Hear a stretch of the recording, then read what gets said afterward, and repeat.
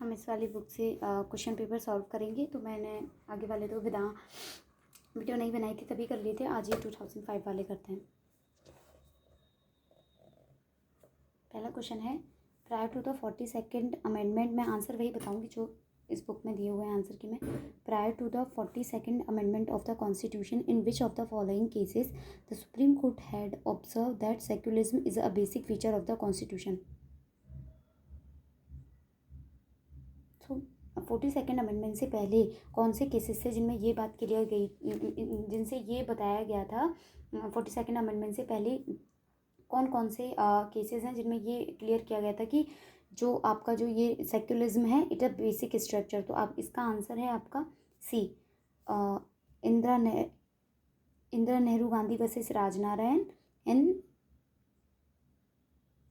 M H Qureshi versus State of Bihar. Indira Nehru Gandhi versus Rajnarayan and M H. Qureshi versus State of Bihar, ये दोनों cases आपके 42nd amendment से पहले के नहीं हैं। इसमें आंसर यही है। और एंड सेकंड है, which of the following has been held to be a permissible restrictions under article 25, 26 of by the supreme court. कौन कौन से आपके जो फंडामेंटल राइट है, आपको 25, 26 में राइट टू मतलब फ्रीडम ऑफ रिलीजन, उसमें कौन कौन से रीजनेबल रेस्ट्रिक्शंस है जो परमिशेबल है, उन्हें कोर्ट लगा सकता है। Wasting the religious activities of the language of the Jagannath temple by the act in a committee, permitting non-Brahman to perform the rites and ritual in a temple, denying the Muslim the right to run the Aligarh Muslim University, and imposing ban on the loudspeaker from Ajaan। ये reasonable restrictions लगाया जा सकता है कि आप loud speaker के through अजान वगैरह नहीं करेंगे, कीर्तन नहीं करेंगे, ये सही है। Denying the Muslim the right to run the Aligarh, हम मुस्लिम्स को ये डिनाई कर सकते हैं कि आप अलीगढ़ मुस्लिम यूनिवर्सिटी नहीं चला सकते क्योंकि उसमें नाम मुस्लिम है। इसका मतलब बिल्कुल भी ये नहीं है कि उसे मुस्लिम अथॉरिटी ही गवर्न करेगी। It is a university, public university, तो उसे कोई भी रन कर सकता है।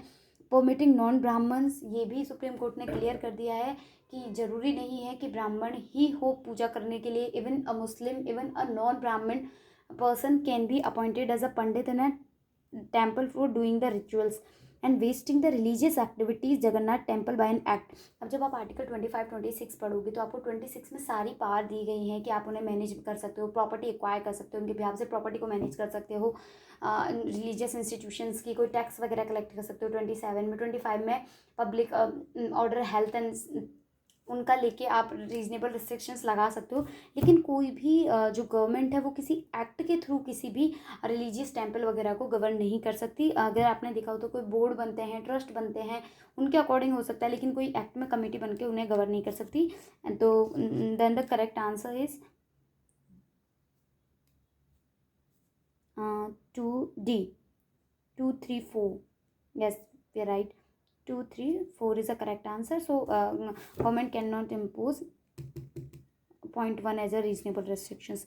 Which of the following statement is correct? TM Pi Foundation versus State of Karnataka, Unikrishnan versus State of Andhra Pradesh was overruled, followed, partly overruled, not mentioned. Answer is partly overruled. अब ये कुछ cases ऐसे हैं, आप बच्चा कितनी भी deep study कर ले, कोई किसी भी बुक से कर ले, लेकिन जब तक कोई PhD लेवल का कोई आपका स्टूडेंट नहीं है वो जनरली इतना डिटेल में नहीं पढ़ता कि TM5 फाउंडेशन का जो केस था उसने यूनिकृष्णन को रूल किया था, ओवर रूल किया था, पार्टली किया था। लेकिन ये सारे क्वेश्चंस प्रैक्टिस से ही सही हो सकते हैं। आप 25, 26 और जो एजुकेशन वाला है, आप 21A, आप कितना भी पढ़ लो, अगर आप if you are not previously attempted that question then there are highly chances you are doing this question wrong in the examination. So that's why all the people tell doing the multiple choice question before the examination is so important. Which one of the following is a correct sequence for the protection in respect of conviction for offense? कि कौन सा जो sequence है वो correct है यहाँ पर जो आपकी प्रोटेक्शन के लिए, जो in respect of conviction of for offenders. ये जाता है आपका क्वेश्चन डायरेक्टली आर्टिकल 21 को, सॉरी आर्टिकल 20 को। आर्टिकल 20 क्या बोलता है? Protection in respect of conviction for offences. उसमें सबसे पहला जो क्लॉज है वो बात करता है आपके एक्स पोस्ट फैक्टो लॉज की, फिर जो सेकंड क्लॉज है वो डबल जेओपार्डी का है, और जो थर्ड क्लॉज है वो सेल्फ इंक्रिमिनेशन का है। एक्सपोज फैक्टो लॉज मतलब जिस टाइम पे जो लॉ एनफोर्सेबल था आप उसी के लिए पनिश करोगे। डबल जेओपार्डी का मतलब you can not try a person twice for a particular case, आप एक ही पर्सन को दो बार ट्राई नहीं करोगे किसी सेम ऑफेंस के लिए। सेल्फ इंक्रिमिनेशन का मतलब you can not force a person to give the evidences against himself. तो इनका जो सीक्वेंस है वो यही है, पहले एक्सपोज फैक्टो है क्लॉज 1 में, उसके में article 20 and second one is double jeopardy and third one is self incrimination. आप एलिमिनेशन मेथड से भी कर सकते हो, जैसे यहाँ तो मुझे करेक्ट आंसर पता था, लेकिन एलिमिनेट करके भी हम देख सकते हैं कि हाँ ये तो नहीं आता, ये नहीं आता, ऐसे करके एलिमिनेशन मेथड से भी आप क्वेश्चन कर सकते हो। And the right answer is A. Which of the following constitutional amendment were made to nullify the decision of the supreme court in Mandal case. Mandal case ने अपना डिसीजन दिया कि जो रिजर्वेशन है वो नॉट एक्सीडिंग 50%, और भी बहुत सारी चीज़ें की थी मंडल केस ने। तो इनमें से कौन सा अमेंडमेंट था जिसने न्यूलीफाई किया था सुप्रीम कोर्ट के डिसीजन को जो कि मंडल केस में दिया गया था, और क्या वो डिसीजन जो कोर्ट जो दिया, मतलब सुप्रीम कोर्ट ने कौन सा अमेंडमेंट आया था जिससे वो डिसीजन ओवररूल हो गया था, और क्या वो एडमिशेबल था या नहीं था। तो इन्होंने जो मंडल कमीशन के बाद जो अमेंडमेंट आया था वो आया था आपका ये 77th अमेंडमेंट आया था। तो उसके हिसाब से देखो आप, 77th अमेंडमेंट आया था, one answer. And now the 77th amendment is admissible और not, at present it is not admissible क्योंकि वो दूसरे केस से ओवररूल हो गया था। तो यहाँ पे answer is 2 and 4। Then the correct answer is, let me check, see, yes we are right. 6, match list 1 with list 2 and select the correct answer using the mode giving the below in the list।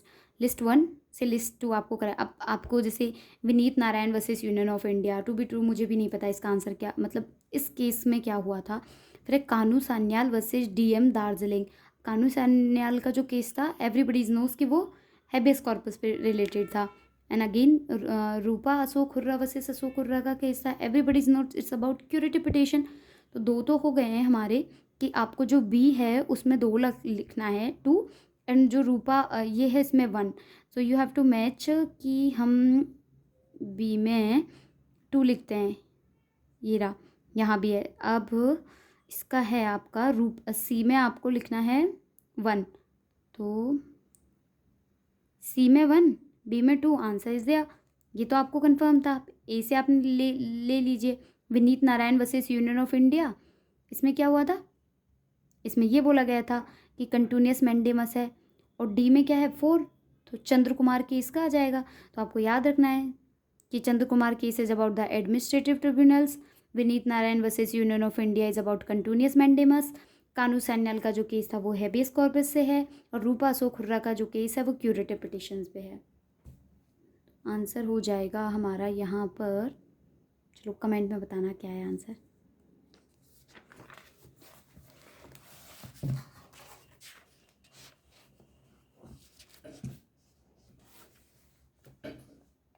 Seven पे हैं हम, देख रहे हैं ना।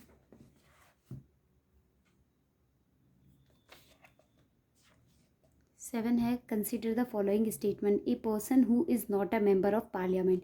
कोई एक particular person है या मिनिस्टर है जो कि मेंबर नहीं, मिनिस्टर तो होगा ही नहीं फिर not a member of a parliament, कोई पर्सन है जो कि मेंबर नहीं है पार्लियामेंट का, option can not be appointed as a member.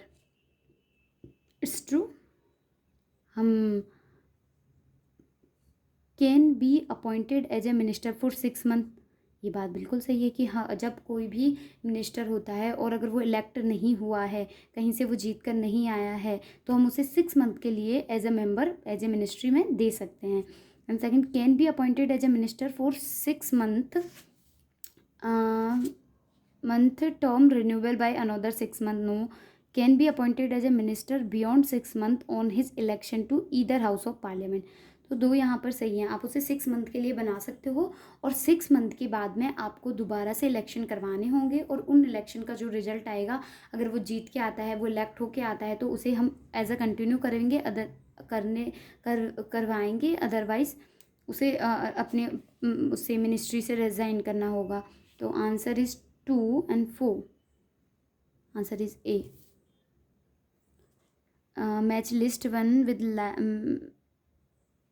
List 2. President is the formal head of government of India. ये शमशेर सिंह के केस में कहा था जहाँ तक मुझे पता है.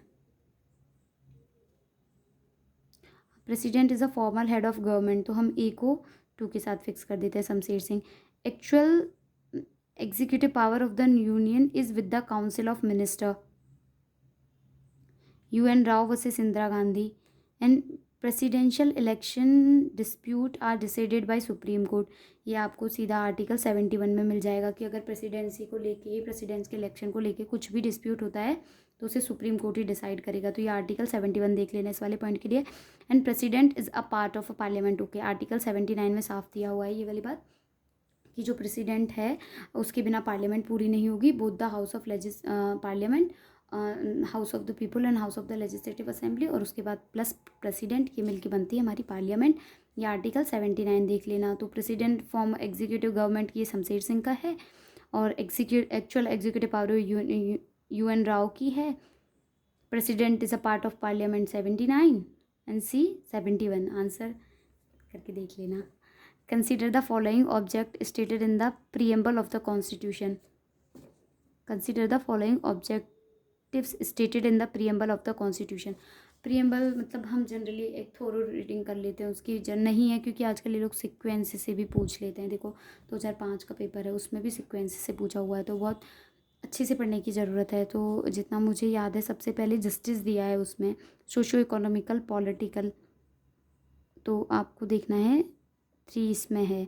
फिर 4 liberty of thought expression believe and worship. हाँ, फिर पहले जस्टिस आएगी, फिर लिबर्टी आएगी, फिर equality of state and person, last में तो आता ही है fraternity assuring the dignity of the individual. तो आंसर इज डी. पहले आएगी जस्टिस, फिर लिबर्टी, फिर equality and then after fraternity.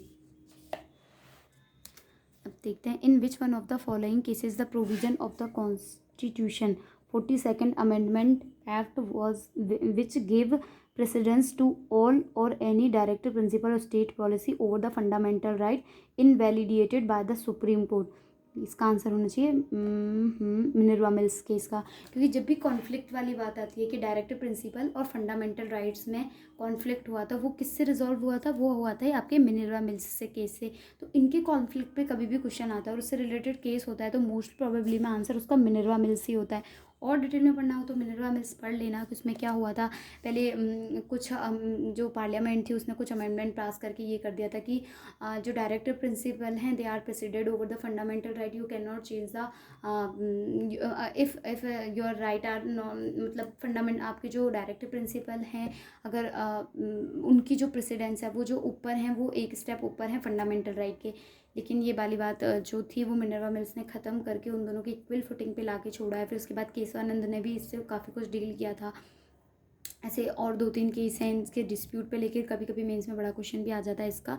तो आज के 10 क्वेश्चन कर लिए, आगे 10 क्वेश्चन 4-5 सीरीज में ही से ख़त्म कर देंगे. पूरा पेपर 10-10 करके करेंगे, ज़्यादा हैवी भी नहीं होगा और बहुत ईजीली हो भी जाएगा.